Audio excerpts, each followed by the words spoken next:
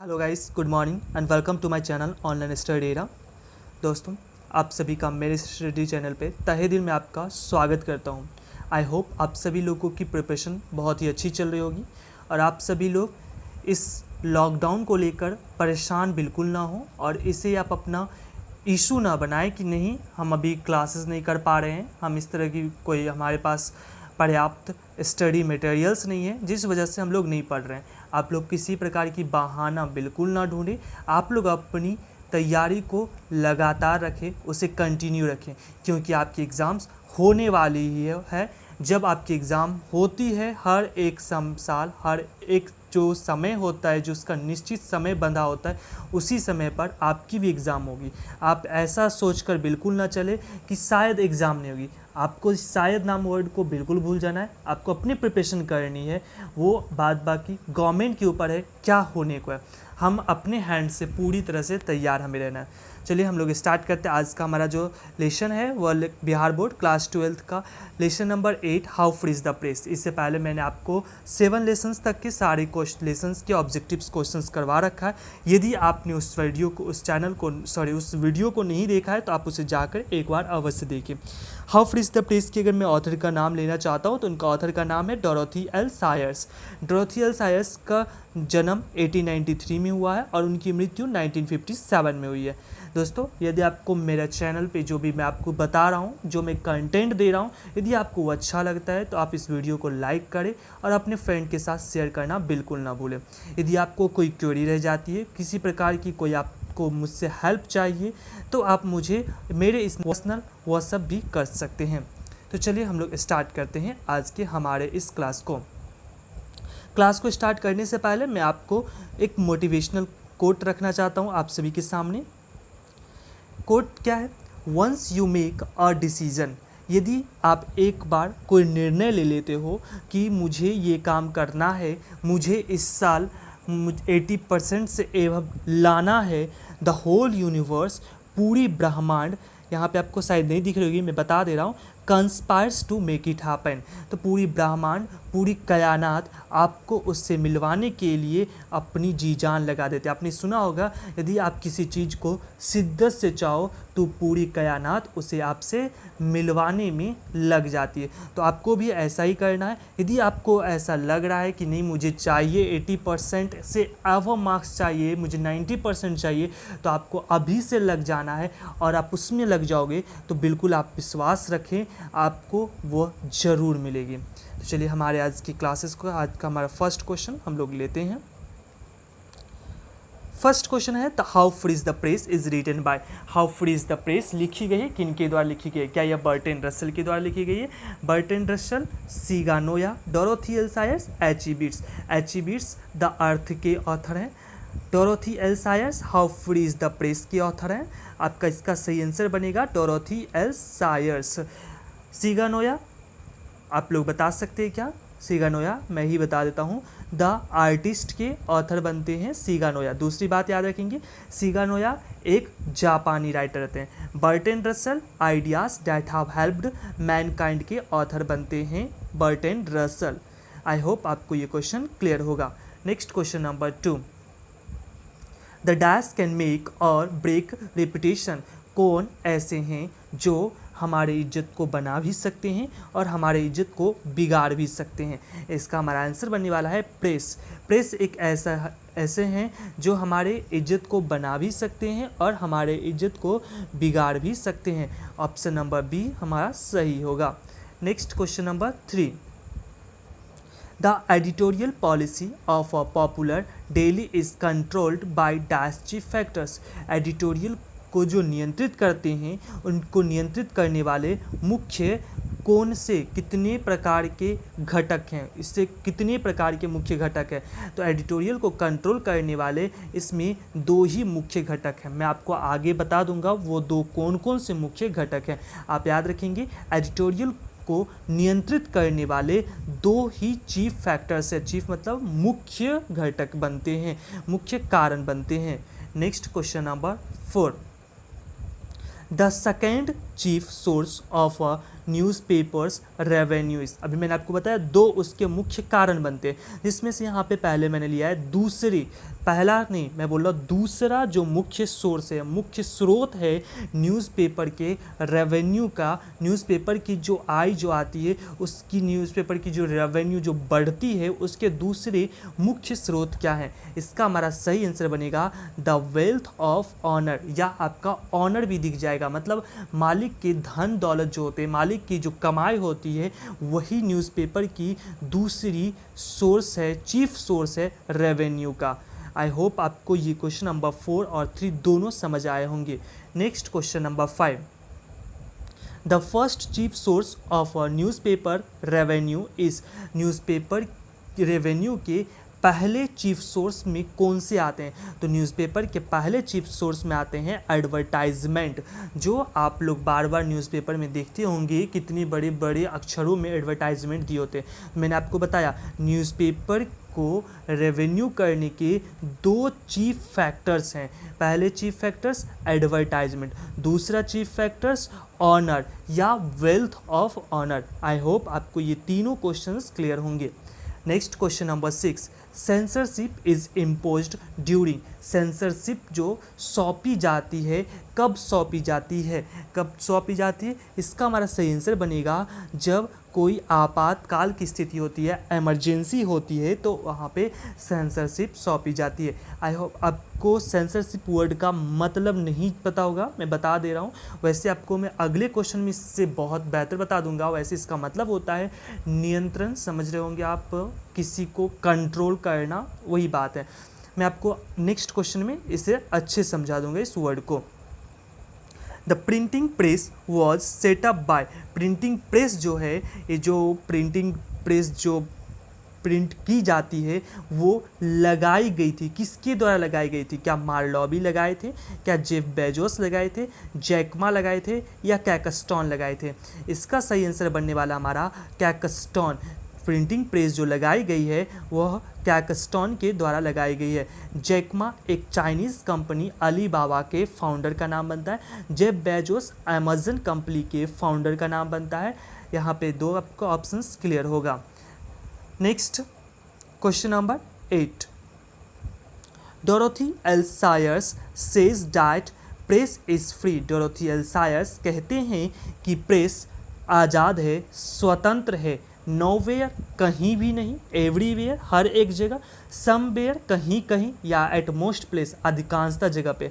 आप इसका आंसर समझ ही रहे होंगे, प्रेस जो है कहीं कहीं आज़ाद है, हर एक जगह प्रेस बिल्कुल आज़ाद नहीं है। हमारा सही आंसर बनेगा somewhere. Next question number 9, the dash press is under ordinary condition singularly free, कौन सा प्रेस ऐसा प्रेस है जो सामान्य स्थिति में है और एकमात्र प्रेस है जो क्या है, स्वतंत्र है, आज़ाद है। इसका हमारा राइट आंसर बनने वाला है ब्रिटेन की प्रेस जिसको बोलते हैं हम लोग यूके, यूनाइटेड किंगडम की प्रेस एक ऐसी प्रेस है जो क्या है, स्वतंत्र है, आज़ाद है, कहीं भी जाने के लिए, कहीं भी किसी भी प्रकार की न्यूज़ को बताने के लिए। Next, dash are careful not to antagonize the press, कौन लोग ऐसे हैं जो बहुत ध्यान रखते हैं कि प्रेस से जो है हमें झगड़ा मोल नहीं लेना, एंटागोनाइज झगड़ा मोल लेना, किसी प्रकार की विवाद करना, ऐसे कौन लोग हैं जो बहुत ध्यान रखते हैं कि हमें प्रेस से झगड़ा नहीं लेना है। तो आप बिल्कुल टीवी वगैरह में या मूवीज़ में देखते ही होंगे कि ऐसे पॉलिटिशियंस लोग होते हैं जो प्रेस से बहुत डरते हैं कि कहीं मेरी वो इज्जत उछाल ना दे, कहीं मुझे वो कहीं मुझे वो जनता के बीच मेरी पूरी तरह से मेरी इमेज बर्बाद ना कर दे, जिस वजह से वो काफ़ी डरते रहते हैं। इसीलिए आपको इसका सही आंसर बनेगा पॉलिटिशियंस, टीचर्स, गवर्नमेंट्स, मीडिया, इस तरह की कोई बात नहीं है। गवर्नमेंट्स तो ऑलरेडी रूलिंग पार्टी होती है, जो भी जिसको हम पॉलिटिशियंस ही बोल सकते हैं। तो politicians are careful not to antagonize the press, politicians काफ़ी ध्यान देते हैं कि वह प्रेस से कभी झगड़ा मोल ना ले। Question number 11, the dash is not the master but the servant of the people, कौन ऐसे हैं जो कभी लोगों के मालिक नहीं बन सकते लेकिन लोगों के नौकर रहते हैं, वो लोगों के मालिक नहीं बन सकते। अब यहाँ पे आपका जो सही आंसर बनने वाला है वो बनने वाला है स्टेट। तो स्टेट का मतलब सर क्या राज्य है? ऐसा क्या राज्य मालिक लोगों का बन नहीं सकता है? राज्य लोगों का नौकर बना रहेगा, ऐसी क्या बात है? ये राज्य कैसे बनेगा? बिल्कुल आप लोग कंफ्यूज ना करें, मैं आपको समझा देता हूँ। स्टेट कहने का ये मतलब है कि जिस तरह से जो भी गवर्नमेंट के जो एम्प्लॉय हैं, जो गवर्नमेंट के अंदर वर्क कर रहे हैं, अर्थात जो कोई भी प्रकार के गवर्नमेंट हो, या स्टेट गवर्नमेंट हो या सेंट्रल गवर्नमेंट हो, उसके जो लोग होते हैं वो कभी मालिक नहीं बन सकते लोगों के, वो हमेशा नौकर ही रहते हैं। जैसे हम लोग नेता को चुनते हैं तो हम लोग क्या बोलते हैं? आप मेरे एक नौकर हो, क्योंकि उनको क्या करना है? जनता की भलाई करनी है। आप अपने घर में किसी एक नौकर को लाते हो तो क्या करता है? आपकी भलाई करता है। ठीक उसी तरह से जो हम लोग गवर्नमेंट को चूज़ करते हो उसका काम क्या है? हमारी भलाई करना। उसी तरह से जो हम यहाँ पे कह सकते हैं कि स्टेट जो है, जो भी उसके अंदर काम करने वाले लोग हैं, वो कभी मालिक नहीं हो सकते बल्कि वो एक नौकर ही रहते हैं। Question number 12, Dorothy L Sayers was born in. Dorothy L Sayers का जन्म कब हुआ था?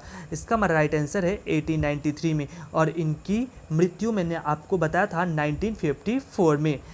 Next question number 13, Dorothy L सायर्स was the first lady graduate from dash university. Dorothy L सायर्स पहली महिला थी जो कि ग्रेजुएट की थी, जो ग्रेजुएशन कंप्लीट की थी, कौन सी यूनिवर्सिटी से? इसका हमारा राइट आंसर बनेगा ऑक्सफोर्ड। डोरोथी एल सायर्स पहली महिला थी जो ऑक्सफोर्ड यूनिवर्सिटी से ग्रेजुएशन कंप्लीट की थी। ऑक्सफोर्ड और कैम्ब्रिज यूनिवर्सिटी दोनों आपके यूके में पढ़ते हैं, मतलब ब्रिटेन में। यूनिवर्सिटी ऑफ कैलिफोर्निया और लॉस एंजल्स में जो है ये यूनिवर्सिटी जो है आपके पढ़ते हैं अमेरिका में। इम्पेरियल कॉलेज ये भी पढ़ते हैं आपके ब्रिटेन के, मतलब यूके में ही ये तीनों आपकी यूनिवर्सिटी होते हैं, ये दो तीनों, और ये जो है आपके अमेरिका के यूनिवर्सिटी का नाम है। इसका हमारा राइट आंसर ऑक्सफोर्ड यूनिवर्सिटी हो जाएगा।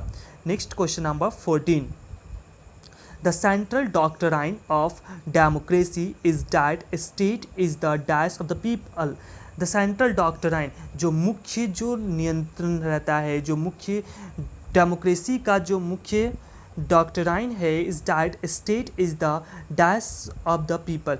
ये जो राज्य जो है वह लोगों के क्या है? ये राज्य जो है या लोगों की क्या है? अभी जस्ट मैंने आपको बताया कि state is the servant of the people, मतलब जो इसके अंदर जो लोग काम करते हैं वो क्या लोगों के होते हैं? वो लोगों के नौकर होते हैं। मैं एक बात बता देता हूँ, अमेरिका के एक 32nd प्रेसिडेंट बनते हैं, वो एक बार उन्होंने एक कोटेशन लिखा था कि जितने भी गवर्नमेंट एम्प्लॉय हैं वो कभी भी पीपल्स के जो जनरल लोग हैं, आम लोग हैं, उनके कभी भी वो मालिक नहीं बन सकते, वो हमेशा और हमेशा उनके सर्वेंट ही बने रहेंगे। Next question number 15, which of the following is the creation of Dorothy L सायर्स। आपके बुक में एक साथ ही साथ इनके साथ ही जब आप इंट्रो पढ़ेंगे तभी इनके साथ एक और नाम लिखी रहती है। इनमें से कौन से मुख्य काम है या कौन से उनके मुख्य लिखे गए, इनमें से एक उनकी बुक है डोरोथी एल सायर्स की। तो इसका हमारा सही आंसर बनेगा अननेचुरल डेथ। अननेचुरल डेथ जो है लिखी गई बुक है डोरोथी एल सायर्स की। सर ट्रेन टू पाकिस्तान ये किनके द्वारा लिखी गई है? तो इनका याद रखिएगा, ये लिखी गई है आपकी कुशवंत सिंह के द्वारा। ट्रेन टू पाकिस्तान कुशवंत सिंह के द्वारा लिखी गई है। दूसरा द कॉकटेल पार्टी जो लिखी गई है, ये लिखी गई है आपकी टी.एस. एलियट के द्वारा, जो आपके बुक में राइटर बनते हैं मैकावेटी द मिस्ट्री कैट के। मैन एंड सुपरमैन ये जो लेखक इनके जो ऑथर बनते हैं उनका नाम बनता है G.B. शॉ। आई होप आपके ये तीनों ऑप्शंस क्लियर होंगे। हमारा इसका डोरोथी एल सायर्स डोरोथी एल सायर्स के द्वारा जो लिखी गई बुक है उसका नाम बनता है unnatural death. Next question number 16, the policy of the suppression of the speech communication और other information by the government authorities.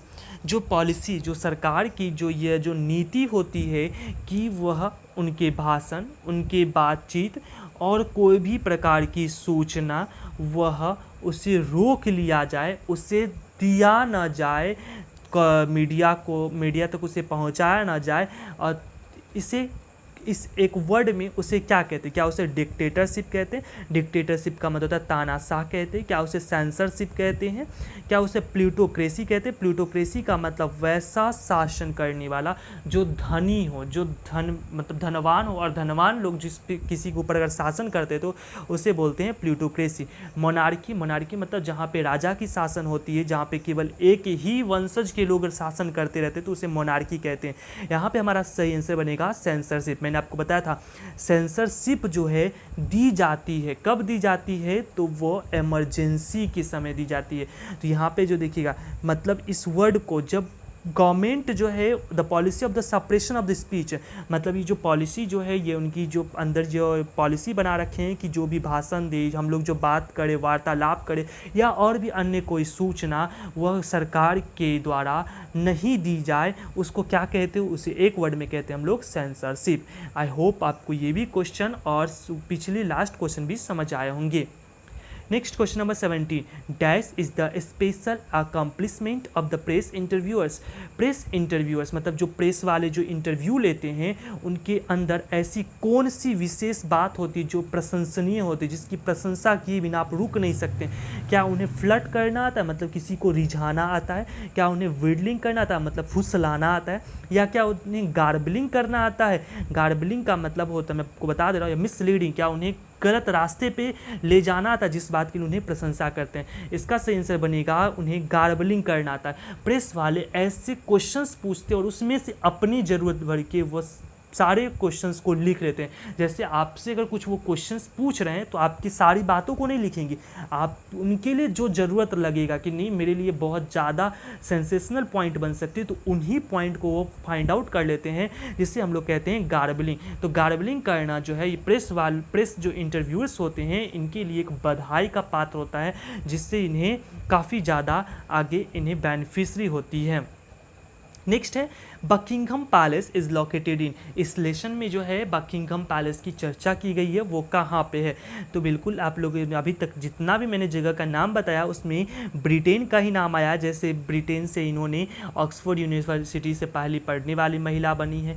Already Britain एकमात्र देश बनता है जहाँ पे प्रेस फ्री है। और यहाँ पे आप याद रखेंगे बकिंघम पैलेस जो इस लेसन में बात की गई है, यह एक जगह है जैसे आज हमारे यहाँ ताजमहल है, रेड फोर्ट है, जो घूमने के लिए लोग जाते हैं, उसी तरह से वहाँ भी बकिंघम पैलेस है ब्रिटेन का, जहाँ पे लोग घूमने के लिए जाया करते हैं विजिटर की तरह।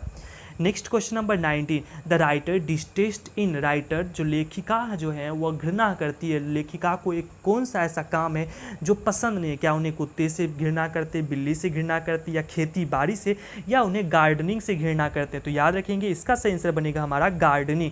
लेखिका जो है डोरोथी एल सायर्स घृणा करते, किस चीज़ से घृणा करते हैं? गार्डनिंग करने से। वह जो बगीचे में पानी वगैरह देने वाली जो काम होती है इससे यह काफ़ी घृणा करते हैं। Next and last question, how many terms of misrepresentation are there counted by the writer. इस लेसन में प्रेस के कितने तरीके से मिसरिप्रेजेंट किया जाता है, उसे बताया जाता है, उसका गलत प्रयोग किया जाता है, दुरुपयोग किया जाता है, तो इसे कितने तरीके से, इसे लेखक ने कितने तरीके से काउंट किया है? तो इसका हमारा सही आंसर बनेगा लेखक इसे 6 तरीके से काउंट करते हैं, 6 तरीके से बताए गए हैं, जिसमें आपका क्वेश्चन आंसर भी आता है कि आपको 6 तरीके को लिखना है, कैसे 6 तरीके से वो करते हैं। तो यहाँ पे ध्यान रखिएगा मिस रिप्रेजेंटेशन जो होती है वो 6 तरीके से, और आपका चीफ फैक्टर अगर क्वेश्चन पूछा जाता है तो वो आपका 2 फैक्टर्स होता है। ये भी चीज़ को आप ध्यान रखिएगा, कंफ्यूज नहीं करिएगा। आपको 2 यहाँ पे न्यूमरल्स मैंने आपको बताया, अगर मिस रिप्रेजेंटेशन तो 6 तरीके से, और अगर 2 चीफ फैक्टर्स तो 2 तरीके से। आई होप आपको ये सारे